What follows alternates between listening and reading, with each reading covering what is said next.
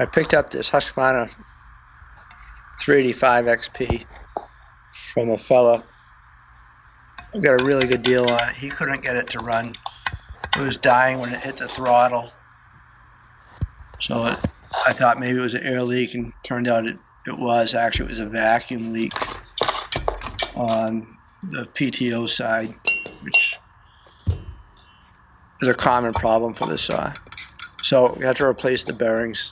PTO bearing is actually the seal also. But I had to split the case. I had to modify the legs on this splitter so it'd fit over the crank, making sure the feet landed on the bearing. It was a lot tougher than I thought it would be.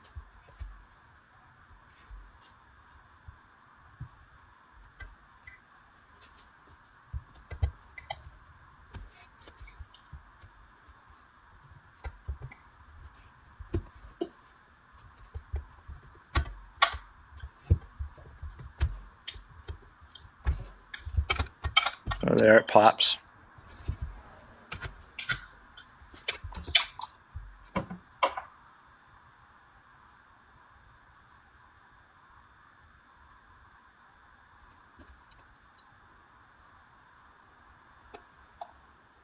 next we're going to drive the crank out. Exact same process. Making sure those feet land on the bearing. Right there, I'm kind of showing you that.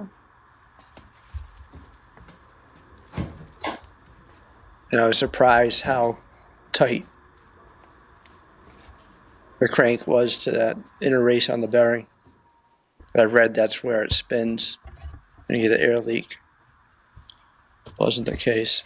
So I had to pull a cheater out to get it to go.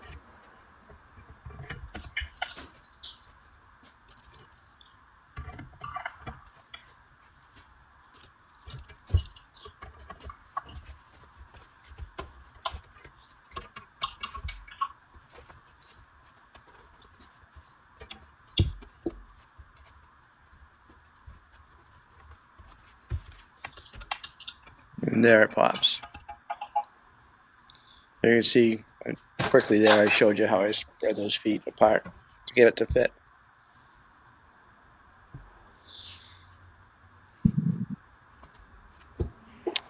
Crank looks okay. I hit it with some Scotch-Brite on the journals. Here I'm showing you the bearing itself on the PTO side. It was crunchy, didn't want to move, so it needed to be replaced. Flywheel side was fine, but we replaced both of them.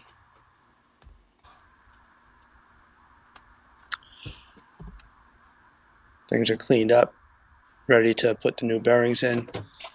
You'll notice that on the flywheel side, the one that I'm heating up, that bearing has a pocket. So all you need to do is get it to where it wants to go in, and it'll drop right to where it needs to be. Different than the PTO side, that you have to watch the depth. So I heat that up to about 270 degrees, 300 degrees. The bearing was in the freezer. It dropped right in.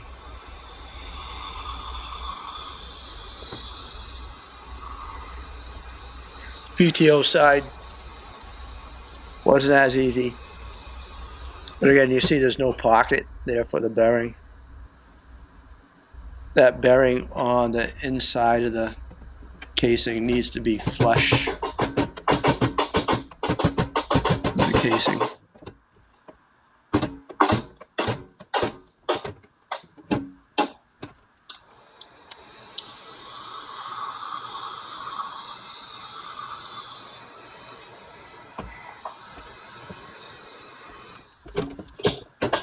So with the rubber mallet, I'm able to drive it, and there it's flush where it should be. On the outside, it stands a little bit proud.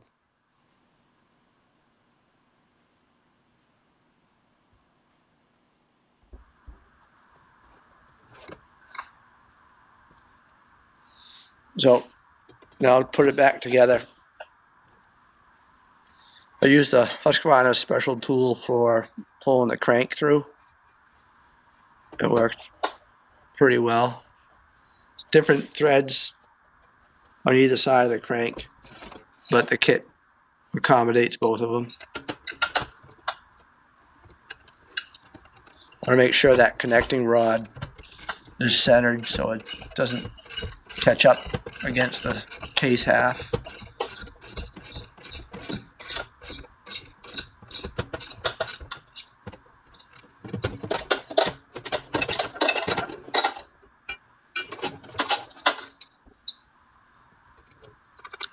I'm going to grab the flywheel for a little leverage so I can take the tool off. Pops right off.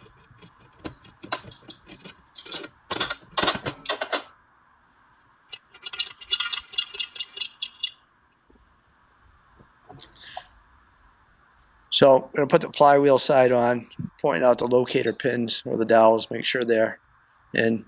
Using a Yamabond 4 to prep the case side and put the gasket on. Prepped the other half with the Yamabond.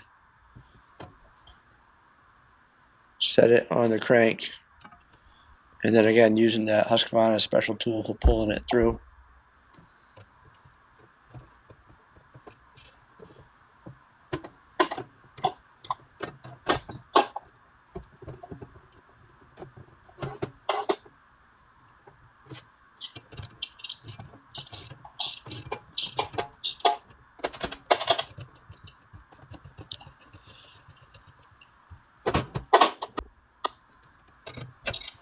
Well, I guess one of the most important things when you're doing this, when you get very close to the halves being together, make sure the locating dowels are lined up on both sides. Here I don't have to pay that particular attention, but when it gets close I do.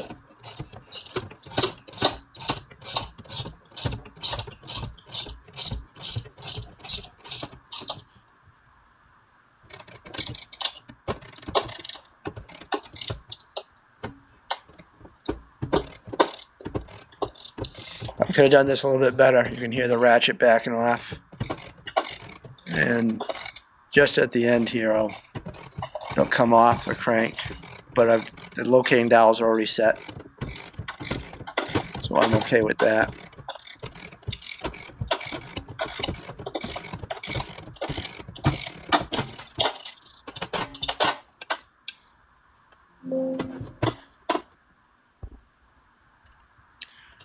And then I'll just use the case bolts to pull it back together the rest of the way.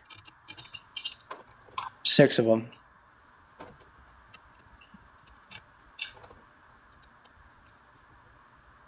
That's the wrong spot. There you go.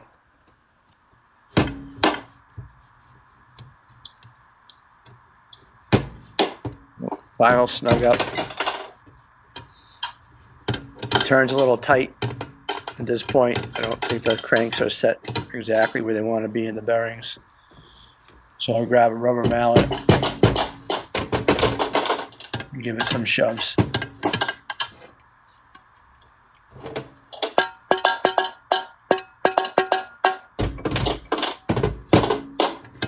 Still not where I want it.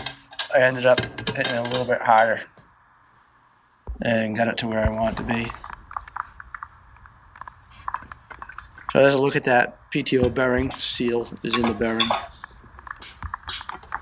Flywheel seal's not installed yet here, and it turns pretty well. I was pretty happy with it. So thanks for watching.